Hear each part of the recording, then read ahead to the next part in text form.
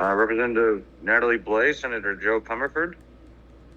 They'll be joined by Linda Dunleavy, Sean Stahowski, and Carol McKinney.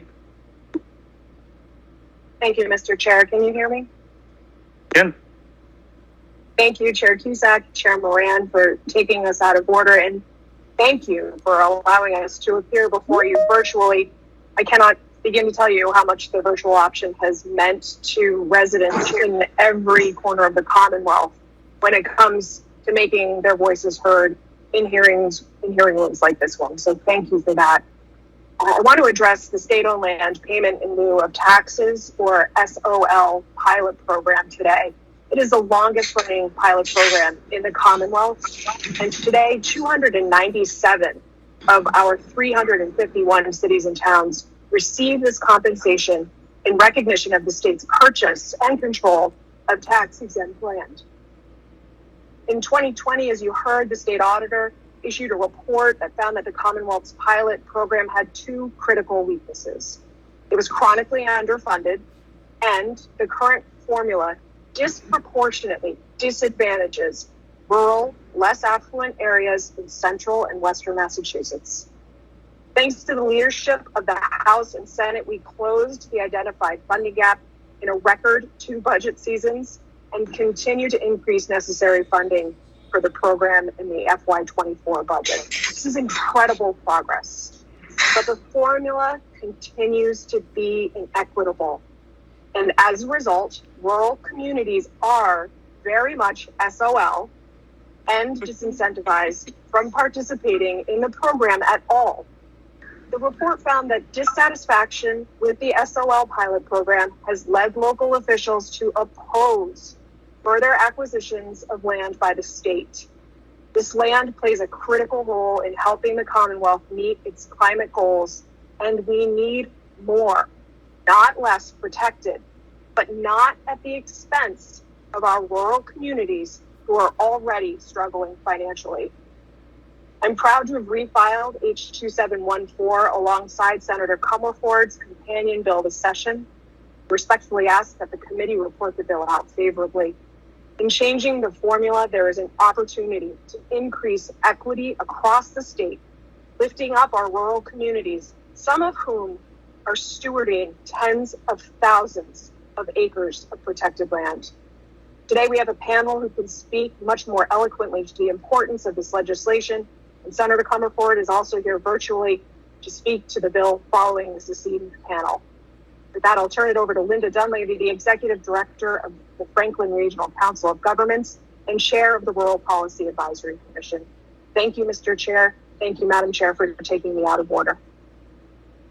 Thank you, Representative. Senator Comerford.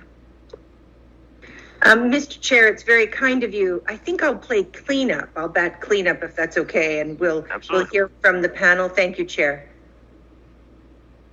Linda Dunleavy. Hi.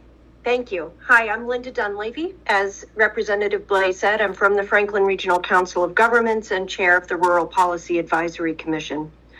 I'm here to talk about the pilot funding formula and how we can make it more equitable and fair, which these bills begin to do.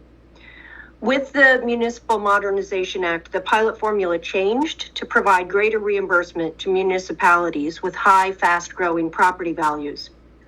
An unintended consequence to this formula change is that rural municipalities with slower property value growth have seen decreasing percentage of pilot reimbursements annually. So let me give you some numbers. There are 463,511 acres of protected state land in Franklin County.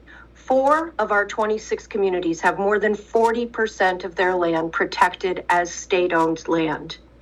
While our region recognizes the importance of protected open space for the enjoyment, benefit, and resiliency of our Commonwealth, this also limits development and results in an over-reliance on residential property tax. So here's some stark figures. The average per acre pilot payment for Franklin County state-owned land is $28 an acre. $28 an acre. In Suffolk County, it's $4,726 an acre. Warwick, which the auditor mentioned, has nearly 12,000 acres permanently protected as state-owned land, 50% of its land area. In FY23, it received just under 140,000 in pilot.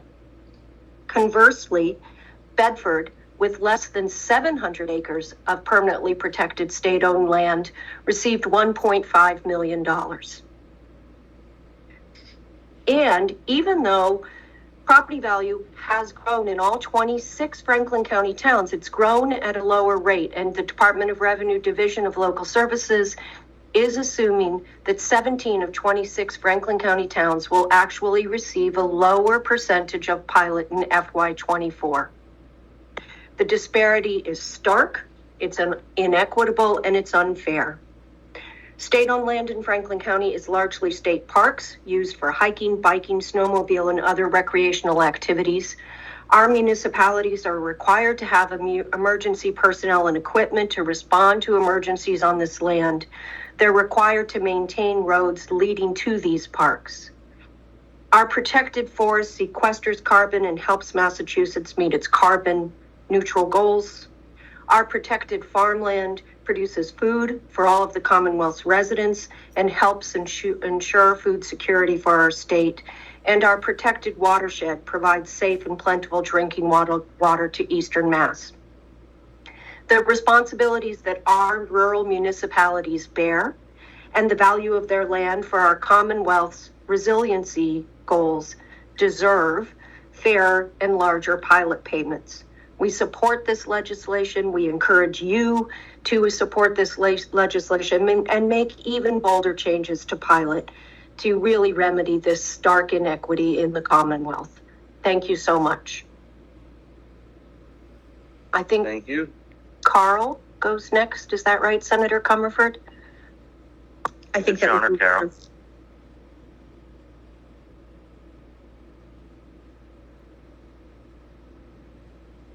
No, we can't hear you.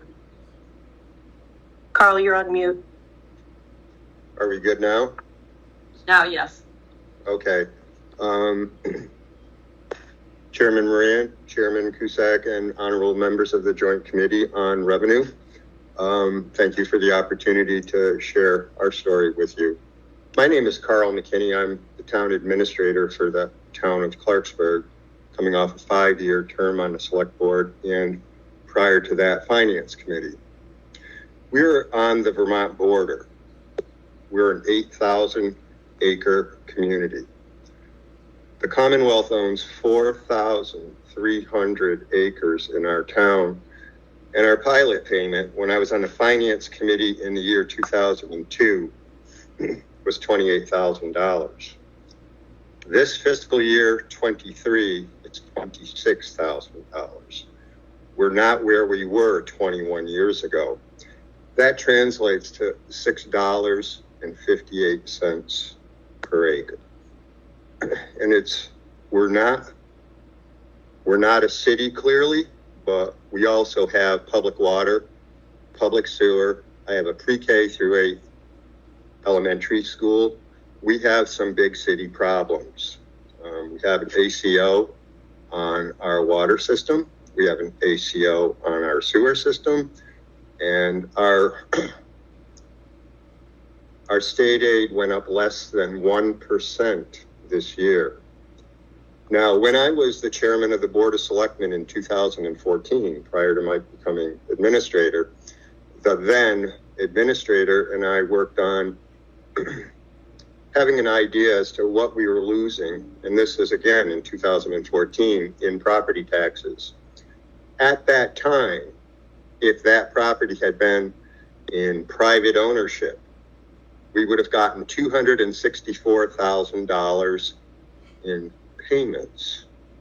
So you can see that there's an incredible downward pressure on the revenues of a small town that has significant financial struggles. I think that part of the equation needs to necessarily look at also the percentage of the community that the state owns. I do agree with earlier testimony that this does cause if not a significant amount of skepticism and outright opposition to more SOL. And it's not that we're against the environment or clean air or the services that a quality forest does provide, in addition to the state park that is in our community. But what we are not terribly happy about is I have a very small tax base and a lot of big problems. And so respectfully, I would request on the behalf of the good people of the town of Clarksburg that you seriously consider reforming this. Under the Romney administration, prior to that, the pilot payment was for raw land only. And then additional state facilities, whether it's a prison or a library or an office building, were added to the mix with no new funding. And that served as nothing short of a giant vacuum cleaner sucking money out of the western side of the state. And the numbers don't lie. Clarksburg still has not recovered. Those facilities that are receiving pilot payments generate economic activity, I would argue. Our trees do not. But they also provide an incredibly important and increasingly important aspect to fighting climate change. So in closing, I would like to thank you for the opportunity to share our story with you. I would encourage you to revisit the pilot program, and thank you for the opportunity. Thank you, Carl. Sean?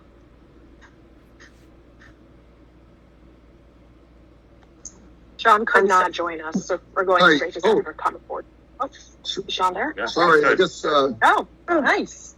Oh, Sean? I was just going to listen in, but when I heard my name called, I never turned down an opportunity to address an august legislative committee such as this.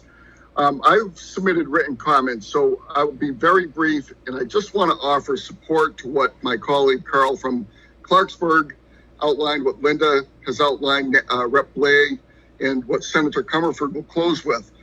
I'm the town manager in Athol. A change to we're in the middle, so this issue isn't really a direct financial hit to me, but in my past 3 years, when I was head of the small town administrators of Massachusetts, I heard from many of the smaller and more rural communities, predominantly in Western Mass, about the impact of this and how the budgets are just so tight. When you heard Linda talk about the price per acre in Western Mass versus the reimbursement in Eastern Mass, and sure, land values are different, but I believe this bill, as I read it, would provide a more consistent basis for calculating those valuations. It is a state program. Why not look at a state average evaluation so that it's a little bit more equitable? So I've submitted my written comments, and I thank you for your time. Thank you, Sean. Any comments or questions from the committee for the panel? Thanks, Mr. Chair. Oh, Senator Comerford. No, Chair, I'll be very brief. I know you have a long line of people who want to speak with you, Chair Cusack and Chair Moran. Thank you for hearing from our constituents and considering this bill. I'm really so glad to have filed S1769 in partnership with Rep. Blais, H2714, and I'm grateful for the comments and the work of Representative Susanna Whips, who sits on your esteemed committee. I will spare you. I will spare you more time since my colleague said it so beautifully. But if I can, I'll just tell you the story of Warwick. So in the auditor's 2020 report, and Linda referred to this, Warwick is one of the towns in our district that, stewards the greatest percentage of state-owned land. And the issue here with the current formula, as you well know, chairs, is relativity. So our land value grows relatively less quickly than our Eastern Massachusetts neighbors. So Warwick's land value increased in 2020 by 2.93% between 19 and 20, yet its pilot payment actually decreased more than 11 0.5% because it grew less than the state average. So it was penalized in a sense for having less quickly growing state valued land. Now, that doesn't make much sense, I think, right? Land is land, and the value of land, I would surmise here, should not be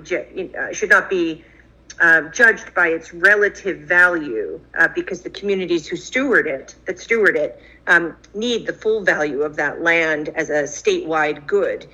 For Warwick, in this year, it meant a decrease, a loss in pilot of 12,818. And this committee might think that wasn't so much, understanding that might be small money, understanding how much big money you're talking about, except Warwick's also a community that fought and lost a school while I've been in office. It's clawing to bring one back, but they're making very hard choices in these communities, as my colleagues have said, and every penny counts.